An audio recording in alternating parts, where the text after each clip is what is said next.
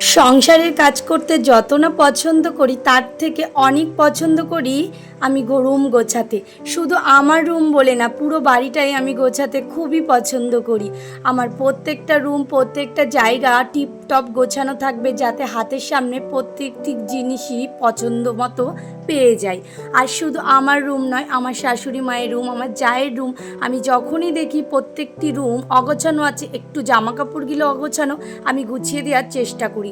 আমাদের পুরো বাড়িটাই আমি টিপটপ রাখার চেষ্টা করি, কারণ আমার গোছানো রুম দেখতে খুবই ভালো লাগে। আমার হাজব্যান্ড আমায় মাঝে মাঝে বলে, একটু শুতে পারো না, একটু রেস্ট নিতে পারো না, নিজের দিকে খেয়াল রাখতে পারো না? কিন্তু না, সত্যি কথা বলতে অগোছানো রুম থাকলে আমি বেশি অসুস্থ হয়ে যাই, আর গোছানো থাকলে আমি যেন কোথাও একটা সুখ খুঁজে পাই।